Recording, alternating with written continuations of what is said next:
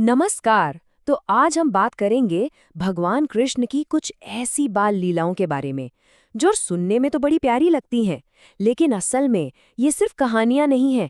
इनके अंदर ना चालाकी है, न्याय है और कुछ ऐसे गहरे सबक छिपे हैं जो आज भी काम आते हैं। तो चलिए देखते हैं। लेकिन इससे पहले कि हम शुरू करें, एक सवाल सोचने वाली बात है ना, कि क्या कोई साधारण सा बच्चा अपना पिछला जन्म याद रख सकता है?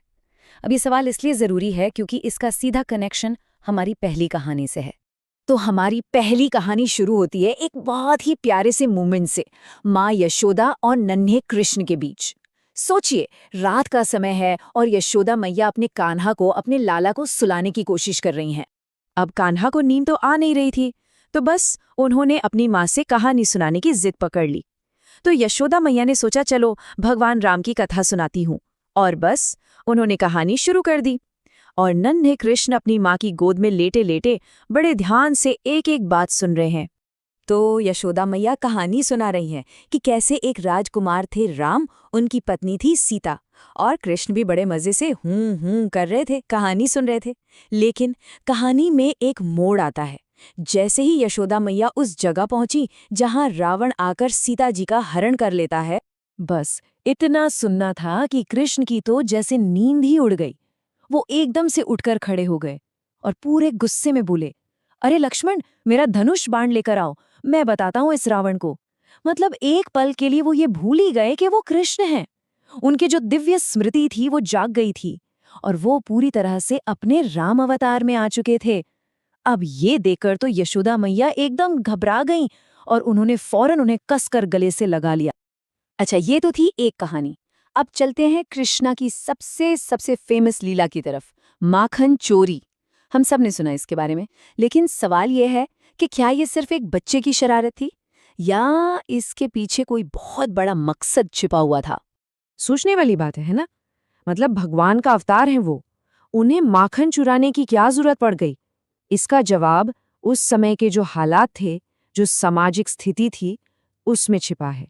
तो हुआ ये था कि कृष्ण ने देखा कि उनके जितने भी दोस्त हैं, जो ग्वाल बाल हैं, वो बेचारे बहुत दुबले पतले हैं, कुपोषित हैं। और इसकी वजह थी एक जालिम राजा कंस।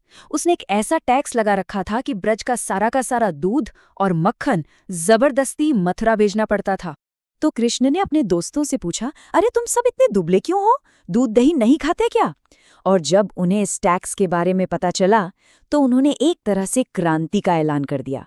उन्होंने साफ साफ कहा, देखो, अगर ये चीजें हमें प्यार से नहीं मिलेंगी तो हम इन्हें चुरा कर खाएंगे।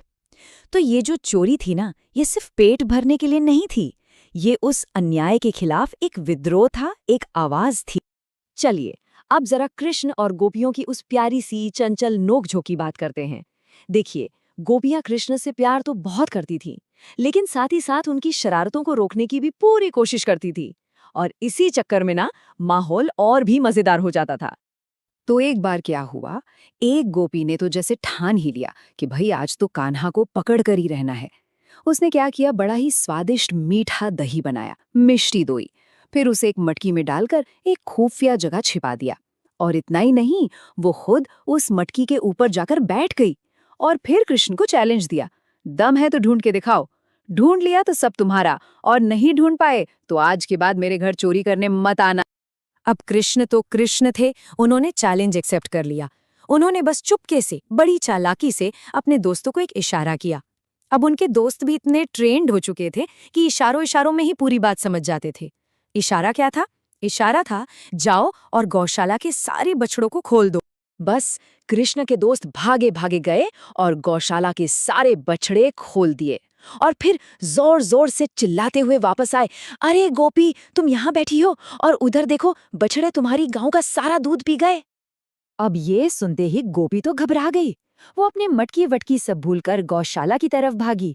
और जैसे ही वो वहां से हटी, कृष्ण और उनके दोस्तों ने मटकी उठाई और बड़े आराम से उस मीठे दही का मजा लिया। तो एक बार फिर कृष्ण की स्मार्टनेस और उनकी टीम की जीत हुई। चलिए अब जरा कृष्ण और उनकी मैया यशोदा के रिश्ते की तरफ चलते हैं। तो एक दिन क्या हुआ, सारी की सारी गोपियां इकट्ठा हुईं और पहुंच गई यशोदा मैया के पास शिकायत करने कि तुम्हारा लाला बहुत चोरी करता है।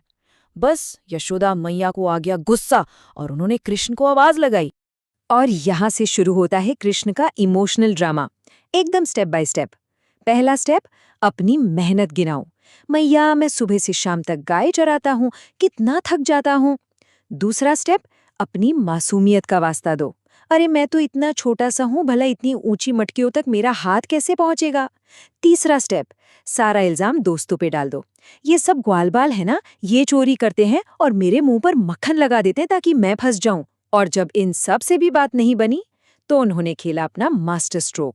यशोदा मैया का गुस्सा तब भी शांत नहीं हुआ तो कृष्ण क्या करते हैं, अपनी लाठी और अपना कंबल लाते हैं और मैया की गोद में रख देते हैं और कहते हैं, बस मैया, बहुत हुआ, रोज रोज मुझ पर चोरी का इल्जाम लगता है, मैं ये घर छोड़कर जा रहा हूं।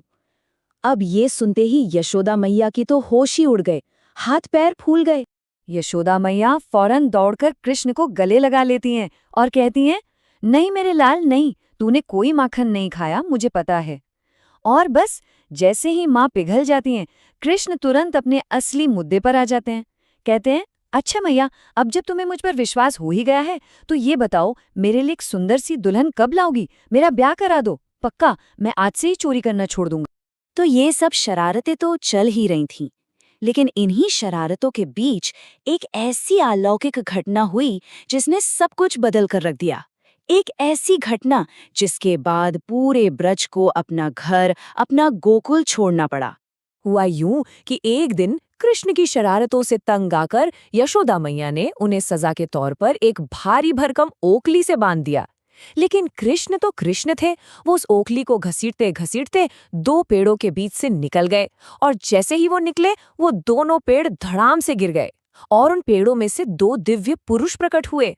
अब ये इतनी बड़ी और इतनी असाधारण घटना थी कि इसके बाद नंद बाबा और सारे ब्रजवासियों ने मिलकर फैसला किया कि अब गोकुल सुरक्षित नहीं है और सबने गोकुल छोड़कर वृंदावन जाने का निश्चय किया। और बस इसी तरह पूरा ब्रज वृंदावन पहुंच गया, वो जगह जहां कृष्ण की आगे की लीलाओं का मंच सजना था। तो ये जो कहानियां हैं ना, ये हमें एक बड़े दिलचस्प सवाल के साथ छोड़ जाती हैं कि कृष्ण की जो दिव्यता थी वो उनकी इन शरारतों में छिपी थी या फिर उनकी ये शरारतें ही उनकी दिव्यता का सबसे बड़ा सबूत थीं। सोचिएगा जरूर इस बारे में।